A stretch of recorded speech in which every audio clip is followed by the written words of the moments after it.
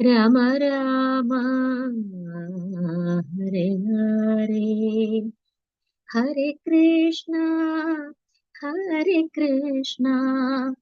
കൃഷ്ണ കൃഷ്ണ ഹരേ ഹരേ ഹരേ രാമ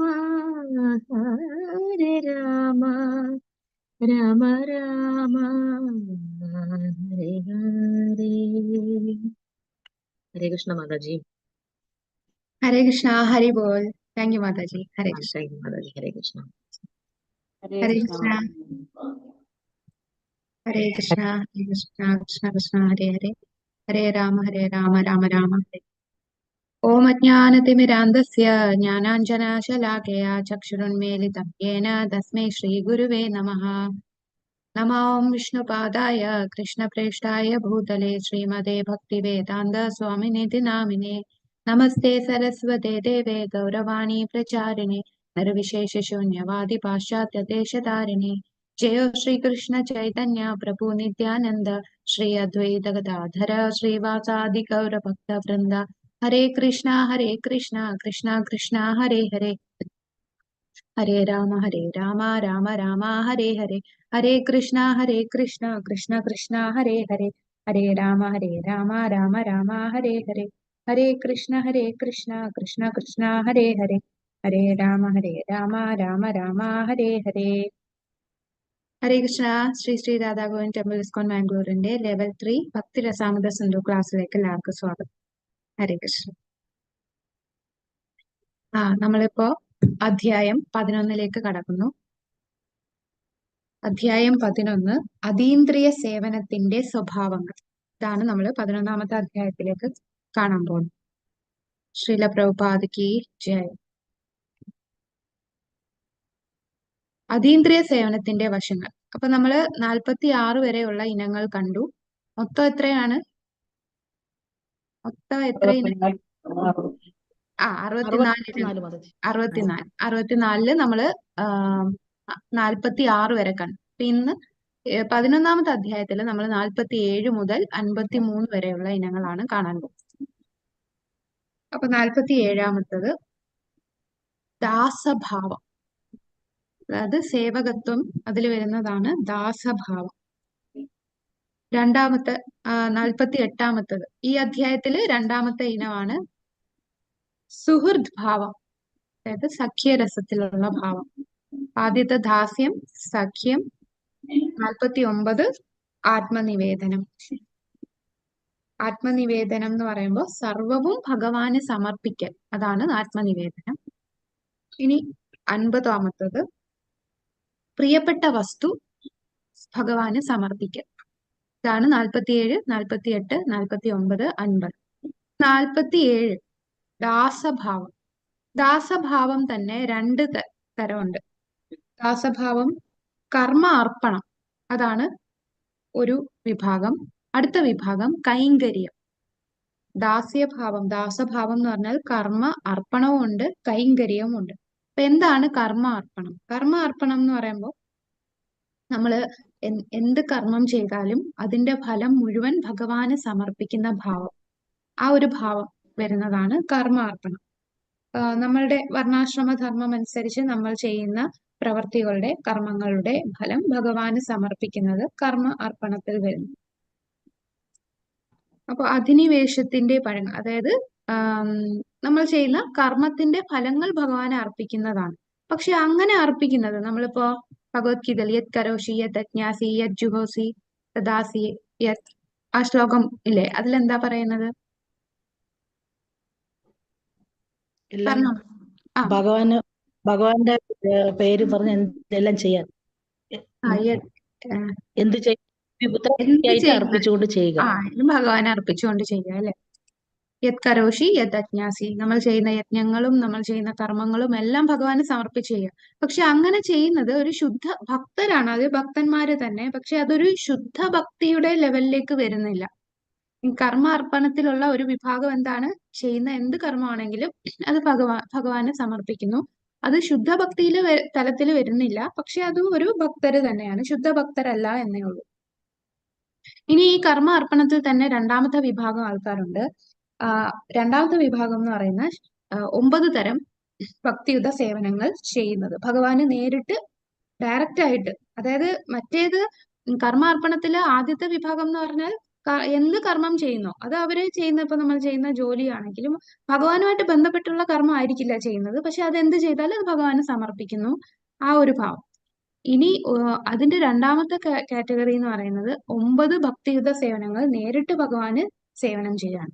അപ്പൊ അത് ഏതൊക്കെയാണ് 9 തരത്തിലുള്ള ഭക്തിയുത സേവനങ്ങൾ?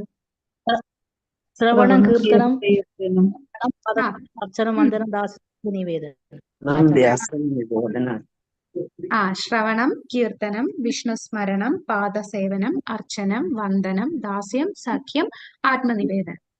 അപ്പോ അവിടെ അവിടെ നമ്മളുടെ ആഗ്രഹം എന്ന് പറഞ്ഞാൽ സ്വന്തം ആഗ്രഹമല്ല, ഭഗവാൻ ആഗ്രഹിക്കുന്നത് ഉം, ചെയ്യുന്ന പ്രവൃത്തിയാണ്. അപ്പൊ നമ്മളുടെ കർമ്മമെല്ലാം നമ്മുടെ സ്വന്തം ആവശ്യത്തിന് വേണ്ടിയല്ല, ഭഗവാൻ എന്താണോ ഇഷ്ടമുള്ള കർമ്മം അത് അനുസരിച്ച് ചെയ്യുന്നതാണ് രണ്ടാമത്തെ തരം കർമാർപ്പണം.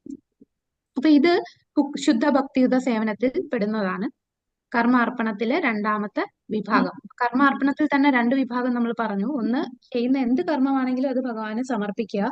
രണ്ടാമത്തെ തലത്തിലുള്ളവര് 9 തലം ഭക്തിയുത സേവനങ്ങൾ ഭഗവാന് നേരിട്ട് ചെയ്യുന്നു. അവിടെ സ്വന്തം ആഗ്രഹമല്ല, ഭഗവാന്റെ ആഗ്രഹമാണ് ചെയ്യുന്നത്. ഇനി അടുത്ത ദാസഭാവത്തിലെ അടുത്തതാണ് കൈങ്കര്യം. അപ്പൊ കൈങ്കര്യം എന്ന് പറയുമ്പോ നിരന്തരം ഭക്തിയുത സേവനം ചെയ്തുകൊണ്ടിരിക്കുന്നവരാണ്. അപ്പോ ആം, അവർക്ക് ആഴത്തില് ഭഗവാനോടുള്ള വികാര ഭാവമുണ്ട്. ആ ഭാവത്തില് നിരന്തരം ഭക്തിയുത സേവനം ചെയ്യുന്ന എപ്പോഴും ഭഗവാനെ സ്മരിക്കാതിരിക്കാൻ പറ്റില്ല അവർക്ക്. എപ്പോഴും ഭഗവാനെ സ്മരിച്ച് ഭഗവത് സേവനം ചെയ്യുന്നവരാണ്. അപ്പോ ആ, ആം, ഈസ യസ്യ ഹരേർ, ഇപ്പൊ ഭൗതിക ലോകത്തിനുള്ളിൽ പോലും അങ്ങനെയുള്ളവർ ഭൗതിക ലോകത്തിലാണെങ്കിലും മുക്താത്മാക്കളാണ്. അവര് ഭൗതിക ലോകത്തിലുള്ള ക്ലേശങ്ങളൊന്നും അവരെ അഫക്റ്റ് ചെയ്യുന്നില്ല. അവര് നിരന്തരം ഭഗവത് സേവനത്തിൽ മുഴുകിയിരിക്കുന്നവരാണ്. അപ്പൊ ഈ രണ്ട് തലത്തിലും ഏറ്റവും ഉയർന്നത് ഏത് തലമാണ്? കർമാർപ്പണമാണോ കൈങ്കര്യമാണോ? കൈന്തര്യം. കൈങ്കര്യം. കാരണം കൈങ്കര്യത്തിലുള്ളവർക്ക് വേറെ ഒരു ചിന്തയില്ല. അവര് മുക്താത്മാക്കളായിട്ട് ഈ ഭൗതിക ലോകത്ത് തന്നെ വസിക്കുന്നവരാണ്. അവരുടെ മാനസിക അവസ്ഥ എന്ന് പറഞ്ഞാൽ ആഴത്തില് ഏകാഗ്രമായിട്ട് നിരന്തരം ഭഗവാന് സേവനം ചെയ്യുന്നതാണ് കൈങ്കര്യം. അപ്പൊ ദാസഭാവം നമ്മൾ കണ്ടു. അടുത്തത് സൗഹൃദം. സൗഹൃദം എന്ന് പറഞ്ഞാല് സുഹൃദ് ഭാവം. അപ്പൊ സുഹൃദ് ഭാവം തന്നെ നേരത്തെ പറഞ്ഞ പോലെ നമ്മൾ ആ ദാസഭാവം രണ്ടായിട്ട് തിരിച്ചില്ലേ, അതുപോലെ സുഹൃദ് ഭാവവും രണ്ട് വിഭാഗങ്ങളുണ്ട്. ആദ്യത്തേത് ആശംസകൾ നേരുന്ന സുഹൃത്ത്. രണ്ടാമത്തത് ഇതിനെ നമ്മൾ പറയുന്ന വിശ്വാസം, മൈത്രി, ഈ പേരിലാണ് സംസ്കൃതത്തില് പറയുന്നത്. ഒന്ന് വിശ്വാസം, ഒന്ന് മൈത്രി. മൈത്രി എന്ന് പറയുന്നത് നമുക്ക് ആ ഇന്റിമേറ്റ്, നമ്മുടെ എന്ത് രഹസ്യവും തുറന്നു പറയാൻ പറ്റുന്ന, നമുക്ക് സുഹൃത്ത് ബന്ധം തന്നെ നമുക്ക് ഭൗതിക തലത്തിൽ നോക്കിയാൽ തന്നെ നമുക്ക് കുറെ സുഹൃത്തുക്കൾ കാണും. പക്ഷെ അതില് ചില സുഹൃത്തുക്കളോടായിരിക്കും നമ്മൾ മനസ്സ് തുറന്ന് നമ്മളുടെ രഹസ്യങ്ങളെല്ലാം പറഞ്ഞു കൊടുക്കുന്ന സുഹൃത്ത് കാണും. എന്നാൽ അല്ലാതെ പുറമെ ഉള്ള അത്ര ഇന്റിമേസി ഇല്ലാത്ത, അത്ര കോൺഫിഡൻഷ്യൽ ആയിട്ട് നമ്മുടെ ആ രഹസ്യങ്ങളൊന്നും പറയാൻ പറ്റാത്ത, എന്നാൽ അല്ലാതെ നമ്മളെ സഹായിക്കുന്ന സുഹൃത്തുക്കൾ കാണും. അപ്പൊ അങ്ങനെ ആ ഒരു വ്യത്യാസമാണ് ഇവിടെ പറയുന്നത്. ഒന്നാമത്തത് ആശംസകൾ നേരുന്ന സുഹൃത്തും, രണ്ടാമത്തത് അതീന്ദ്രിയമായിട്ടുള്ള ആ രഹസ്യ ഭാവത്തിൽ ഭഗവാനെ സേവിക്കാൻ പറ്റുന്നത്. അപ്പം ആശംസകൾ നേരുന്നതെന്ന് പറയുമ്പോൾ അവിടെ ഉദാഹരണം പറയുന്നത് ദ്രൗപദി. അപ്പൊ ദ്രൗപദി സംരക്ഷണത്തിനായിട്ട് കൃഷ്ണനെ ആശ്രയിക്കുന്നു. അപ്പൊ അവിടെ ദ്രൗപദിക്ക് എന്താണ്, അത്ര വിശ്വാസമായിരുന്നു ഭഗവാന് അത്ര വിശ്വാസത്തോടു കൂടി പല രീതിയിലും ദ്രൗപദി നോക്കിയല്ലേ ആ വസ്ത്രാക്ഷേപ സമയത്ത് ദ്രൗപദി ആദ്യം തന്റെ എന്താണ് അവിടെയുള്ള പിതാമഹന്മാരെ, ഭർത്താക്കന്മാരെ അടുത്തെല്ലാം സഹായം ചോദിച്ചു, ആരുമില്ല. പിന്നെ സ്വന്തമായിട്ട് തന്നെ ഒരു കൈ കൊണ്ട് ആ ഡ്രസ്സിൽ പിടിച്ച് രക്ഷ നേടാൻ നോക്കി. എന്നിട്ടും രണ്ട് കൈകളും ഉയർത്തി ഭഗവാനെ വിളിക്കുകയായിരുന്നു.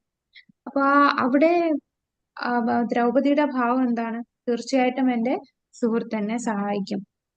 അപ്പൊ ഭക്തി സൗഹൃദമാണ് അവിടെ വരുന്നത്. അടുത്തത് ഭഗവാൻ ഭഗവത്ഗീതയിൽ പറയുന്നുണ്ടല്ലേ, എന്താണ് എനിക്ക് ഏറ്റവും പ്രിയപ്പെട്ടവർ, ഞാൻ കൊടുത്ത ഈ സന്ദേശം മറ്റുള്ളവരിൽ എത്തിക്കുന്നവർ, ഇപ്പൊ പ്രീച്ച് ചെയ്യുന്നവർ. അപ്പൊ അവര് എന്താണ് ചെയ്യുന്നത്? ഭഗവാന്റെ അഭ്യുദയകാംക്ഷി, ഭഗവാൻ തന്നിട്ടുള്ള ആ സന്ദേശം, ഭഗവത്ഗീത എന്ന സന്ദേശം മറ്റുള്ളവരിലേക്ക് പകർന്നു കൊടുക്കുന്നു. അപ്പോ ആം, ഭഗവാന് കൂടുതൽ സന്തോഷിപ്പിക്കാൻ ആഗ്രഹിക്കുന്നു. ഞാൻ കൃഷ്ണന്റെ അഭ്യുദയകാംക്ഷിയാണ് എന്നുള്ള ചിന്താഗതിയിൽ ഭഗവത് സേവനം ചെയ്യുന്ന, അപ്പൊ അതും ഒരു സുഹൃത് ഭാവത്തിൽ വരുന്നതാണ്. കാരണം ഭഗവാൻ ഈ ഭഗവത്ഗീത അർജുനന് മാത്രം കൊടുത്തിട്ടുള്ളതല്ല, അത് ഈ ലോകത്തിലുള്ള എല്ലാ ജനങ്ങൾക്കും വേണ്ടി തന്നിട്ടുള്ളതാണ്. അപ്പൊ അത് അവരിലേക്ക് എത്തിക്കാനായിട്ട് ശ്രമിക്കുന്ന ഭക്തന്മാരെന്ന് പറഞ്ഞാൽ അവര് സൗഹൃദ ഭാവം, സുഹൃത് ഭാവത്തിൽ വരുന്നു.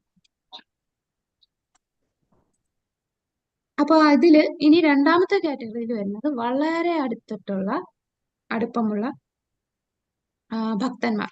അതായത് നമ്മള് ഇപ്പം വൃന്ദാവനത്തില് ഭഗവാന്റെ സുഹൃത്തുക്കൾ എന്ന് പറയുന്നത് ഗോപന്മാർ. അപ്പൊ ഗോപന്മാർക്ക് ഭഗവാനോട് അത്ര ഇന്റിമസിയാണ്.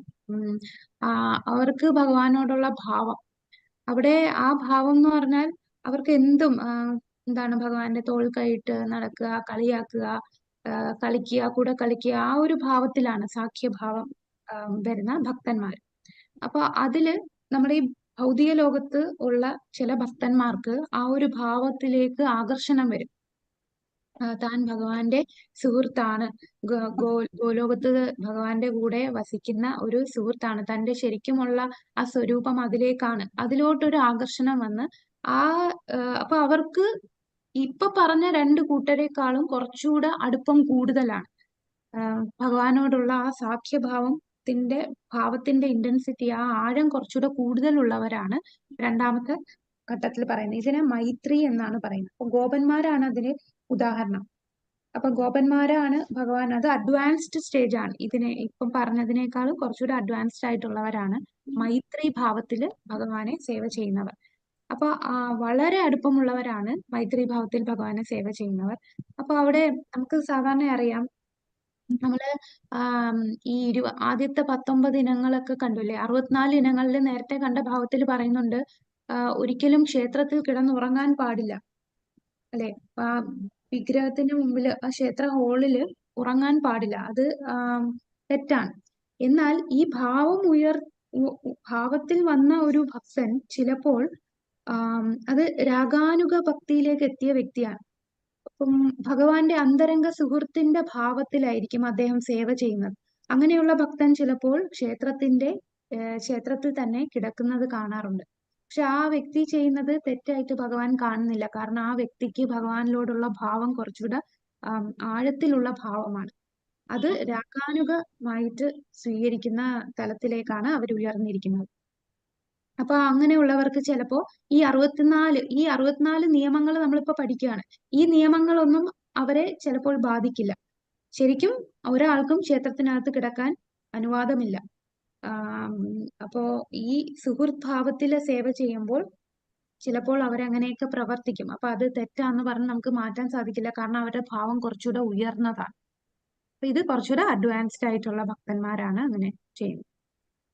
നമ്മള് ഇപ്പൊ രണ്ടെണ്ണം കണ്ടു, 47ഉം 48ഉം.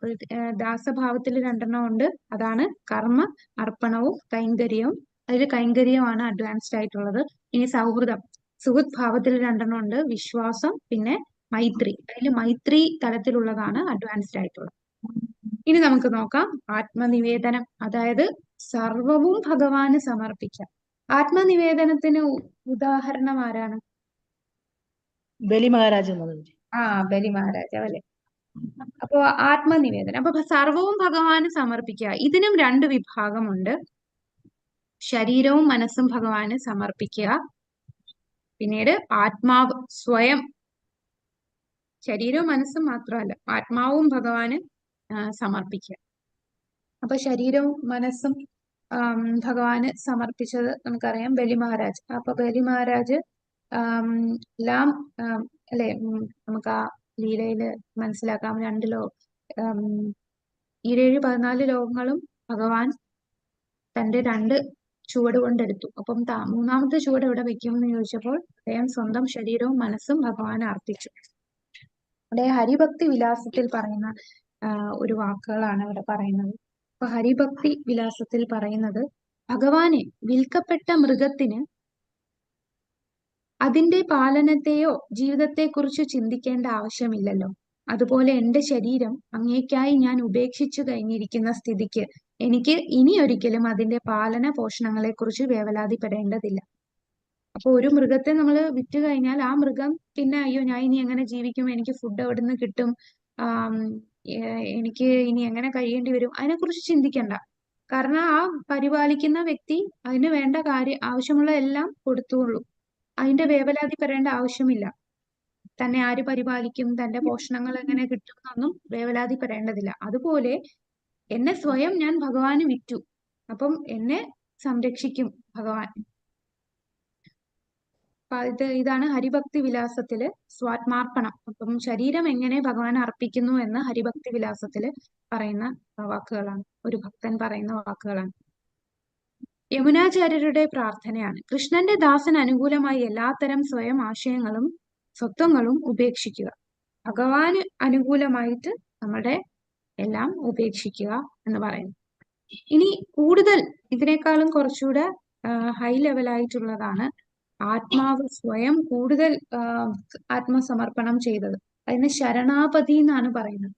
അവര് പൂർണ്ണമായി ഭഗവാനെ തന്നെ ആശ്രയിച്ച് ജീവിക്കുന്നതാണ്. വേറെ ഒരു ആശ്രയവും ഇല്ലാതെ മനസ്സ്, ബുദ്ധി, ഇന്ദ്രിയം, ശരീരം, ആത്മാവ് എല്ലാം ഭഗവാന് സമർപ്പിച്ച് ജീവിക്കുന്ന അതാരാണ്?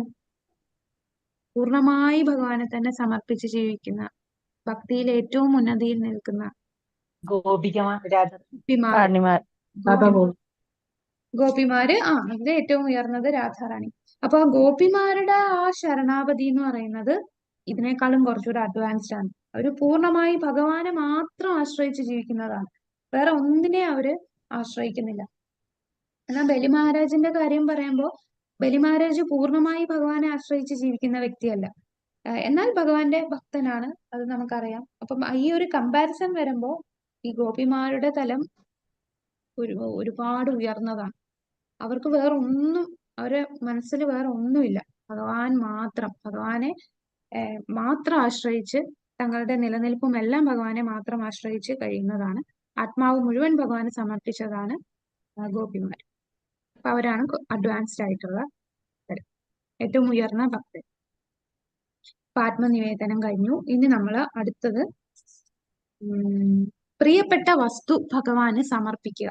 അതാണ് 50-ാമത്തത്. 51 എന്ന് പറയുന്നത് കൃഷ്ണന് വേണ്ടി എല്ലാ പ്രയത്നവും ചെയ്യുക. അപ്പൊ ഇത് രണ്ടും സ്വയം സമർപ്പണവുമായി ബന്ധപ്പെട്ടിരിക്കുക. അപ്പൊ പ്രിയപ്പെട്ട വസ്തു ഭഗവാന് സമർപ്പിക്കുക. ഇതിനെക്കുറിച്ച് ശ്രീമദ് ഭാഗവതത്തിൽ ഭഗവാൻ ഉദ്ധവരോട് പറയുന്ന വാക്കുകളാണ്: പ്രിയപ്പെട്ട ചങ്ങാതി, ഒരാളുടെ കൈവശമുള്ളതിൽ ഏറ്റവും നല്ല വസ്തു, അതല്ലെങ്കിൽ അയാൾക്ക് ഏറ്റവും പ്രിയപ്പെട്ട വസ്തു എനിക്ക് തരുന്നവന് അനശ്വരമായ നേട്ടങ്ങൾ ഉണ്ടാവും. അപ്പൊ നമുക്ക് ഏറ്റവും പ്രിയപ്പെട്ടത് കൈവിടുക എന്ന് പറഞ്ഞാൽ നമുക്കത് ഭയങ്കര പ്രയാസമാണ്. നമ്മളിപ്പോ ചാരിറ്റി കൊടുക്കുമ്പോൾ ആർക്കെങ്കിലും എന്തെങ്കിലും കൊടുക്കുകയാണെന്നുണ്ടെങ്കിൽ നമുക്ക് വേണ്ടാത്തതായിരിക്കും കൊടുക്കുന്നത്. നമുക്ക് ഏറ്റവും പ്രിയപ്പെട്ടത് മാറ്റി വെച്ചിട്ട് ബാക്കിയുള്ളതായിരിക്കും കൊടുക്കുക. പക്ഷേ ഭഗവാൻ എന്താണ് പറയുന്നത്? തനിക്ക് ഏറ്റവും പ്രിയപ്പെട്ടതായിട്ടുള്ളത് ഭഗവാന് സമർപ്പിക്കുകയാണെങ്കിൽ അവൻ അനശ്വരമായ നേട്ടങ്ങൾ കൈവരും. അതിനേക്കാളും കുറച്ച് ഉയർന്ന ആൾക്കാരാണ് കൃഷ്ണന് വേണ്ടി എല്ലാ പ്രയത്നം. മറ്റേത് നമുക്ക് പ്രിയപ്പെട്ടത് ഭഗവാന് കൊടുക്കുന്നു. ഇനി 59 പറയുന്ന തലത്തിലുള്ളവർ കൃഷ്ണന് വേണ്ടി, ഭഗവാൻ എന്താണോ പ്രീതിപ്പെടുന്നത്, ഭഗവാൻ ഏറ്റവും പ്രിയപ്പെട്ടത് എന്താണ് അത് കൊടുക്കുക. മറ്റേത് നമുക്ക് പ്രിയപ്പെട്ടത് ഭഗവാന് കൊടുക്കുന്നു. 51 പറയുന്നത് ഭഗവാൻ എന്താണോ പ്രിയപ്പെട്ടത്, ഭഗവാന്റെ സംതൃപ്തിക്ക് വേണ്ടി ഞാൻ എന്ത് പ്രവൃത്തി ചെയ്യണം, ആ ചിന്തയിൽ വരുന്നതാണ് കൃഷ്ണന് വേണ്ടി എല്ലാ പ്രയത്നവും ചെയ്യും. അപ്പൊ അങ്ങനെയുള്ള ഭക്തര് എല്ലാ കാര്യങ്ങളും കൃഷ്ണാബോധത്തിലെ ഉള്ള രീതിയിലായിരിക്കും അദ്ദേഹം ചെയ്യുക. അതിനിവിടെ ഉദാഹരണം പറയുന്നുണ്ട്. ഒരു വമ്പിച്ച ഒരു ഫാക്ടറിയുടെ ഉടമയായ ഒരു ഭക്തൻ ആ സ്ഥാപനത്തിൽ നിന്ന് ലഭിക്കുന്ന ഭൗതിക നേട്ടങ്ങൾ ഭഗവത് സേവനത്തിനായിട്ട് വിനിയോഗിക്കണം. അതാണ് കൃഷ്ണന് വേണ്ടി എല്ലാ പ്രയത്നവും ചെയ്യുക. ഇനി 52 പറയുന്നത് സമർപ്പിത ആത്മാവാകൽ. സമർപ്പിത ആത്മാവ് ആവുക എന്ന് പറയുമ്പോൾ ഇവിടെ ഹരിഭക്തി വിലാസത്തിൽ പറയുന്നു: താൻ അങ്ങയുടേത് മാത്രമാണെന്ന ദൃഢമായ വിശ്വാസത്തോടെ അങ്ങിൽ സമർപ്പിതനായ ഒരാളുടെ മനോവാക് ശരീരം പൂർണ്ണമായും ആ രീതിയിൽ പ്രവർത്തിക്കുന്നുവെങ്കിൽ അയാൾക്ക് അതീന്ദ്രിയ പരമാനന്ദം ആസ്വദിക്കാം. അപ്പൊ ഈ പറഞ്ഞത് നമ്മൾ നേരത്തെ പറഞ്ഞില്ലേ, 49 ആത്മാവ് മുഴുവൻ ഭഗവാന് സമർപ്പിക്കുന്നത് പറഞ്ഞില്ലേ, അതുമായിട്ട് സാമ്യമുള്ളതാണ് ഇപ്പൊ പറഞ്ഞ 52 ഇനം. ഈ ഇനം 49 എന്നത് ത്യജിക്കൽ എന്ന അർത്ഥത്തിലാണ്. ഈ ഇനം 52 എന്നത് ഒരു മേലധികാരിയുടെ അഭയവും എന്ന അർത്ഥമാണ്. അപ്പോ മറ്റേത് പൂർണ്ണമായി ഭഗവാന് സമർപ്പിച്ച തലത്തിലുള്ളതാണ്. ഇവിടെ പറയുന്നത് മേലധികാരിയുടെ അഭയം. മേലധികാരിയുടെ അഭയം എന്ന് പറയുമ്പോൾ ഭഗവാൻ പറഞ്ഞു എന്നെ അഭയം പ്രാപിക്കാൻ, അതുകൊണ്ട് അഭയം പ്രാപിക്കുന്നു, ആ ഒരു തലത്തിലേക്കുള്ളതാണ്. ഇപ്പൊ നരസിംഹ പുരാണത്തില് ഭഗവാൻ നരസിംഹദേവൻ പറയുന്നു, എന്നെ പ്രാർത്ഥിക്കുകയും എന്നിൽ അഭയം പ്രാപിക്കുകയും ചെയ്യുന്നവൻ എന്റെ ആശ്രിതനാണ്, അവനെ എല്ലാ വിപത്തുകളിൽ നിന്നും സദാ സംരക്ഷിക്കും. അപ്പൊ ഭഗവാൻ തന്നെ സംരക്ഷിക്കും. അതുകൊണ്ട് ആ ഒരു കാര്യം അറിയാം, അതുകൊണ്ട് ഭഗവാനെ സമർപ്പിക്കുന്നു. എന്നാൽ ഗോപിമാരുടെ ഭാവം എന്ന് പറഞ്ഞാൽ ഭഗവാൻ സംരക്ഷിക്കുവോ സംരക്ഷിക്കാതിരിക്കോ അല്ലെ. നമ്മുടെ ശിഷ്ടാഷ്ടകത്തിൽ അവസാനം പറയുന്ന ശ്ലോകം എന്താണ്? അവസാനത്തെ ശ്ലോകം, ആശ്രീഷ്യാവാപാതരതാം വിനഷ്ടുമാം അദർശനം മർമ്മഹഠം കരോതുവാ. യഥാ തഥാ വാ വിദധാതു ലംബടോ ലംബടോ പ്രാണനാഥസ്തു അപ്പൊ അവിടെ പറയുന്നത് ഭഗവാൻ എന്നെ ആശ്ലേഷിച്ചാലും, സ്നേഹം കൊണ്ട് എന്നെ മുറുക്കി കെട്ടിപ്പിടിച്ചാലും, ഭഗവാൻ എന്നെ വേണ്ടാന്ന് വെച്ചാലും അങ്ങ് തന്നെ എന്റെ മത് പ്രാണനാഥൻ, എന്റെ പ്രാണനാഥൻ അങ്ങ് തന്നെയാണ്. അതാണ് ഗോപിമാരുടെ ഭാവം. ഭഗവാന് എന്ത് തങ്ങളെ ഉപേക്ഷിച്ചാലും, ഭഗവാൻ തങ്ങളെ സ്നേഹിച്ചാലും, എന്ത് തന്നെ ആയാലും ഭഗവാനെ ഒരിക്കലും പിരിയാൻ പറ്റാത്ത ഭാവത്തിലാണ്. ഈ 52 പറയുന്നതെന്ന് പറഞ്ഞാൽ തീർച്ചയായിട്ടും ഭഗവാൻ തന്നെ സംരക്ഷിക്കും, ആ ഒരു ഉറപ്പുള്ളത് കൊണ്ട് ഭഗവാനില് സമർപ്പിക്കുന്നത്, എല്ലാം സമർപ്പിക്കുന്നതാണ്, ആ കീഴടങ്ങുന്നതാണ് ഇവിടെ പറയുന്ന 52. അടുത്തത് 53. തുളസി തുടങ്ങിയ ചെടികളെയും വൃക്ഷങ്ങളെയും പരിചരിക്കുന്നതാണ് അടുത്തത് പറയുന്നത്. ഇത് സ്കന്ദപുരാണത്തിൽ തുളസിയെ സേവിക്കുന്നതിനെ കുറിച്ച് പറയുന്നുണ്ട്. പാപസഞ്ചയങ്ങളെ മുഴുവൻ ഒറ്റ നിമിഷം കൊണ്ട് നശിപ്പിക്കാൻ കഴിയുന്ന തുളസി ചെടിയെ ഞാൻ സാദരം പ്രണാമങ്ങൾ അർപ്പിക്കുന്നു. നമ്മള് ഈ ചെടിയുടെ സ്പർശനം മാത്രം മതി എല്ലാ കഷ്ടപ്പാടുകളും രോഗങ്ങളിൽ നിന്നും മോചനം നേടാൻ. തുളസി ചെടിയെ പ്രണമിക്കുകയും അതിന് വെള്ളം ഒഴിക്കുകയും ചെയ്യുന്നവർക്ക് യമരാജന്റെ കോടതിയിൽ പോകേണ്ടി വരില്ല. തുളസി ചെടി നടുന്നവർ തീർച്ചയായും കൃഷ്ണഭക്തനായി തീരും. തുളസീദളം കൊണ്ട് ഭഗവാന്റെ പാതാരവിന്ദങ്ങളിൽ അർച്ചിക്കുന്നവന് ഭഗവത് പ്രേമം സമ്പൂർണമാകും. അപ്പൊ എല്ലാരും ദിവസവും തുളസിക്ക് വെള്ളം ഒഴിക്കുക, തുളസിക്ക് പ്രണാമം അർപ്പിക്കുക, തുളസിയെ വലം വെക്കുക. നമ്മൾ 4 വട്ടം തുളസി വലം വെക്കുക. അപ്പൊ തുളസി ആരതി ഒക്കെ ചെയ്യാൻ പറ്റുന്നവരെ അത് ചെയ്യാം. എല്ലാ ദിവസവും നമുക്ക് മുറ്റത്ത് തുളസി ചെടി ഉണ്ടെങ്കിൽ അതിന് വെള്ളം ഒഴിക്കാം. അല്പം ഒഴിച്ചാൽ മതി. ഒരുപാട് വെള്ളമായാല് തുളസി ഒരുപാട് വെള്ളം വേണ്ട, കുറച്ച് അല്പം വെള്ളം ഒഴിച്ചാൽ മതി.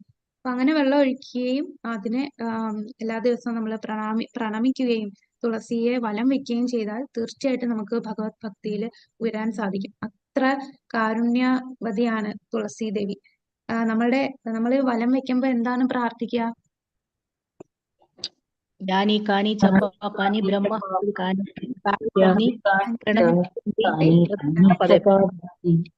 ഹരിബോൾ. അപ്പോ ഓരോ സ്റ്റെപ്പും ഓരോ കാൽവയ്പും എന്താണ്? നമ്മളുടെ ബ്രഹ്മാഹത്യ ഭാവം പോലും നശിപ്പിക്കുന്നതാണ്. അപ്പോൾ എല്ലാ ദിവസവും നമ്മള് തുളസി, നമുക്കറിയാം നമ്മൾ എന്തെല്ലാം പാവങ്ങളാണ് ജന്മജന്മാന്തരങ്ങളായിട്ട് ചെയ്തു കൂട്ടിയിട്ടുണ്ട്. നമ്മൾ ഇപ്പോഴും പാവങ്ങൾ ചെയ്യുന്നു. അപ്പൊ ഇതെല്ലാം നശിക്കാനായിട്ട് ബ്രഹ്മഹത്യാ സ്വഭാവം, അതായത് ബ്രാഹ്മണനെ വധിക്കുക എന്നുള്ള ഏറ്റവും കഠിനമായിട്ടുള്ള പാപം ചെയ്തവന് പോലും അതിൽ നിന്ന് മുക്തി ലഭിക്കും എന്നാണ് പറയുന്നത്. അത്ര കാരുണ്യവതിയാണ് തുളസി ദേവി. അപ്പൊ ഇതുവരെ ചെയ്തിട്ടില്ലാത്തവര് തീർച്ചയായിട്ടും എല്ലാ ദിവസവും മുടങ്ങാതെ തുളസി ദേവിയെ പ്രണമിക്കുക. അപ്പൊ ഈ ഒരു സിസ്റ്റം നമ്മളെ ഭാരതത്തില് തുളസിയെ മിക്ക വീടുകളിലും കാണും അല്ലെ, തുളസി ചെടി. അപ്പൊ അതിനെ പ്രത്യേകം നമ്മൾ ശ്രദ്ധിക്കുകയും അതിന് വെള്ളം ഒഴിക്കുകയൊക്കെ ചെയ്യുമ്പോൾ തീർച്ചയായിട്ടും അതെല്ലാം നമുക്ക് ആ ഭഗവത് ഭക്തിയിലേക്ക് പോകാനുള്ള ഒരു വഴി തരികയാണ്. അത്രയും മംഗളദായകയാണ് തുളസീദേവി. തുളസീദേവിയുടെ ദർശനം, സ്പർശനം, ശ്രവണം, സ്മരണം ഇതെല്ലാം ഈ തുളസി നട്ടു വളർത്തുക ഇതെല്ലാം ശുഭകർമ്മങ്ങളാണ്. അപ്പൊ ഏതെങ്കിലും ചെയ്യുന്നവന് എക്കാലവും വൈകുണ്ഠത്തിൽ കഴിയാൻ സാധിക്കുമെന്ന് സ്കന്ദപുരാണവും പറയുന്നു. കാണുന്നതിലൂടെ, പ്രാർത്ഥിക്കുന്നതിലൂടെ, കുമ്പിടുന്നതിലൂടെ, കേൾക്കുന്നതിലൂടെ, സേവിക്കുന്നതിലൂടെ. അപ്പം സർവമംഗളദായകയാണ് തുളസീദേവി. അപ്പൊ തുളസീദേവിയെ ആരാധിച്ചാൽ നമുക്ക് തീർച്ചയായിട്ടും വൈകുണ്ഠ വാസം ലഭിക്കും എന്ന് സ്കന്ദപുരാണം പറയുന്നു. അപ്പൊ തുളസിയെ സേവിക്കുക. ഒരുപാട് പ്രാക്ടിക്കലായിട്ട് ശരിക്കും റിയൽ ലൈഫിൽ പലർക്കും ഇങ്ങനെ ഒരു എക്സ്പീരിയൻസ് വന്നിട്ടുണ്ട്. തുളസീദേവിയെ ഈ ഫോറിനറാണ് ഒരു ഭക്തൻ. ആ ഭക്തനൊന്നും അല്ലായിരുന്നു, സാധാ ഒരു വ്യക്തിയായിരുന്നു അദ്ദേഹം. പക്ഷെ ഈ ചെടികൾ ഭയങ്കര ഇഷ്ടമായിരുന്നു. അപ്പൊ ഇങ്ങനെ ചെടികള് ഭയങ്കര ഇഷ്ടമായിരുന്നു. നന്നായിട്ട് ചെടികൾ വളർത്തും, അതിനെ നല്ല നട്ടു വളർത്തുക, അതിനെ നല്ല നന്നായിട്ട് ചെടികളൊക്കെ നോക്കുന്ന വ്യക്തിയായിരുന്നു. അപ്പൊ ഒരു ദിവസം ഇദ്ദേഹം ഒരു ഹോട്ടലിൽ താമസിക്കാൻ പോയപ്പോ അവിടെ ഒരു ചെടി കണ്ടു. അപ്പൊ ഇത് നേരത്തെ താമസിച്ച ആരോ അത് വെച്ചിട്ട് പോയതാണ്. അപ്പൊ അദ്ദേഹം ആ ചെടീനെ പരിപാലിക്കാൻ തുടങ്ങി. അങ്ങനെ യാദൃശ്ചികമായിട്ട് ഒരു ദിവസം ഹരേ കൃഷ്ണ സങ്കീർത്തനം അദ്ദേഹം സ്ട്രീറ്റിൽ ലണ്ടനിൽ കാണാനിടയായി. അങ്ങനെ അവരെ കാണുകയും ഭഗവത്ഗീതയുടെ കോപ്പി കിട്ടി. പിന്നെ പയ്യെ അദ്ദേഹം ക്ഷേത്രത്തിൽ പോകാൻ തുടങ്ങി. കുറച്ചു മാസങ്ങൾക്ക് ശേഷം അദ്ദേഹം റെഗുലർ ആയിട്ട് ക്ഷേത്രങ്ങളിൽ പോകാനും പിന്നെ മത്സ്യമാംസാദികളെല്ലാം നിർത്തി. ഇതൊരു ഫോറിനറാണ്, നമ്മള് ഇന്ത്യൻ ആയിട്ടുള്ള വ്യക്തിയല്ല, ഫോറിനർ ആയിട്ടുള്ള വ്യക്തിക്ക് സംഭവിച്ചതാണ്. അപ്പൊ അദ്ദേഹം ഒരു സാത്വികനായി മാറി. അങ്ങനെ ഒരു ദിവസം ഒരു ഭക്തൻ ഇദ്ദേഹത്തിന്റെ വീട്ടിൽ കാണാൻ ചെന്നപ്പോ അദ്ദേഹം നോക്കിയപ്പോ അവിടെ തുളസീനെ സേവിക്കാൻ, ഇദ്ദേഹത്തിന് അത് തുളസിയാന്ന് പോലും അറിയില്ലായിരുന്നു. അപ്പൊ ആ തുളസീദേവിയെ അറിയാതെ പോലും ആ സേവിച്ചതിന്റെ ഫലമായിട്ടാണ് അദ്ദേഹത്തിന് കൃഷ്ണ ഭക്തിയിലേക്ക് വരാൻ സാധിച്ചത്. അപ്പൊ നമുക്ക് ആ കൃഷ്ണാവബോധത്തിലേക്ക് വരാനുള്ള താല്പര്യം തുളസീദേവിയെ സേവിക്കുമ്പോൾ നമുക്ക് ലഭിക്കും. ഹരേ കൃഷ്ണ. അപ്പൊ ഇതാണ് നമ്മളുടെ ഈ 11ാമത്തെ അധ്യായം. ഇനി നമുക്ക് 12ാമത്തെ അധ്യായം എന്താണെന്ന് നോക്കാം. ഇനി ബാക്കിയുള്ള ഭാഗം. ഹരേ കൃഷ്ണ. ഹരേ കൃഷ്ണ. അപ്പൊ 12ാമത്തെ അധ്യായം അതീന്ദ്രിയ സേവനത്തിന്റെ മറ്റു വശങ്ങൾ. അപ്പൊ 53 വരെ നമ്മൾ കണ്ടു. ഇനി 54 തൊട്ടുള്ളതാണ് കാണാൻ പോകുന്നത്. ഇനി നമ്മൾ 54 മുതൽ 64 വരെയുള്ള കാര്യങ്ങളാണ് ഈ 12ാമത്തെ അധ്യായത്തിൽ നമ്മൾ കാണുന്നത്. ആദ്യത്തേത് ആത്മീയ ഗ്രന്ഥങ്ങൾ വായിച്ചു കേൾക്കൽ. ആത്മീയ ഗ്രന്ഥങ്ങൾ. അപ്പൊ എന്താണ് ആത്മീയ ഗ്രന്ഥം? ആത്മീയ ഗ്രന്ഥം എന്ന് പറയുമ്പോൾ ഭക്തിയുത സേവനം പുരോഗമിക്കാൻ സഹായിക്കുന്ന എല്ലാ ഗ്രന്ഥങ്ങളും ആത്മീയ ഗ്രന്ഥമാണ്. നമുക്ക് എങ്ങനെ ഭക്തിയിലേക്ക് ഉയരാൻ സാധിക്കും അതിനെക്കുറിച്ച് പറഞ്ഞു തരുന്ന ഗ്രന്ഥങ്ങളാണ് ആത്മീയ ഗ്രന്ഥം. അപ്പോ ഈ ആത്മീയ ഗ്രന്ഥത്തിന് ഉദാഹരണങ്ങൾ പറയാമോ? ഏതൊക്കെയാണെന്ന്? ഭാഗവതം, ഭഗവത്ഗീത,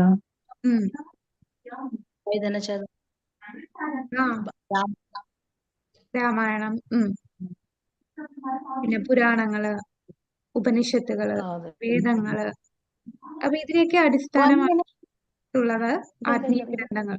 അപ്പൊ ഇത് മധ്വാചാര്യര് പറഞ്ഞതാണ്. രാമായണം, മഹാഭാരതം, പുരാണങ്ങൾ, ഉപനിഷത്തുകൾ, വേദങ്ങൾ തുടങ്ങിയവയെല്ലാം അവയെ അടിസ്ഥാനമാക്കി രചിച്ചിട്ടുള്ളത് ഗ്രന്ഥം. ഭഗവത്ഗീത. ഭഗവത്ഗീത ഏതിന്റെ ഭാഗമാണ്? മഹാഭാരതത്തിന്റെ ഒരു മഹാഭാരതത്തിലുള്ളതാണ് ഭഗവത്ഗീത. ഇതെല്ലാം ആത്മീയ ഗ്രന്ഥം. പിന്നെ ശ്രീല പ്രഭുപാദയുടെ പുസ്തകങ്ങളെല്ലാം ആത്മീയ ഗ്രന്ഥമാണ്. നമ്മളെ കൃഷ്ണാവബോധത്തിലേക്ക് പുരോഗമിക്കാൻ സഹായിക്കുന്ന പുസ്തകങ്ങളാണ് പ്രഭുപാദയുടെ ബുക്കുകൾ, അല്ലെ? ഹരേ കൃഷ്ണ മാതാജി. ഹരേ കൃഷ്ണ. മാതാജി, ഒരു ഡൗട്ട് ഇപ്പം ചോദിച്ചോട്ടെ. ഈ മഹാഭാരതം നമ്മൾ പറയാറുണ്ടോ? ഭാഗവതം എന്നല്ലേ പറയാറുള്ളൂ? മഹാഭാരതം വേറെ ബുക്കാണ്, ഭാഗവതം വേറെ ബുക്കാണ് കേട്ടോ.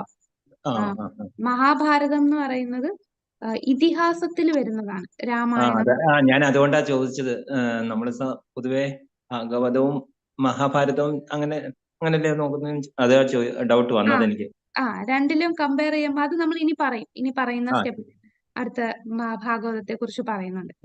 മഹാഭാരതം എന്ന് പറഞ്ഞാല് ശരിക്കും വേദവ്യാസർ ഇങ്ങനെ ഇതിഹാസങ്ങൾ രചിച്ചത്, ഇങ്ങനെ വേദങ്ങളെല്ലാം 4 വേദങ്ങൾ രചിച്ചു, പുരാണങ്ങൾ രചിച്ചു, ഈ ഉപനിഷത്തുകളൊക്കെ രചിച്ചു.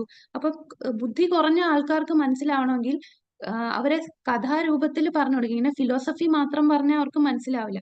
അപ്പൊ ആ ഇതിഹാസങ്ങൾ, രാമായണത്തിലുള്ള ഇതിഹാസങ്ങൾ, നടന്ന കാര്യങ്ങളെല്ലാം അദ്ദേഹം പുസ്തകമായിട്ട് എഴുതി. അപ്പൊ അങ്ങനെയുള്ളതാണ് മഹാഭാരതം. അപ്പൊ മഹാഭാരതത്തിനകത്ത് ഏറ്റവും പ്രധാനപ്പെട്ട ഭാഗം എന്ന് പറയുന്നത് ഭഗവത്ഗീതയാണ്.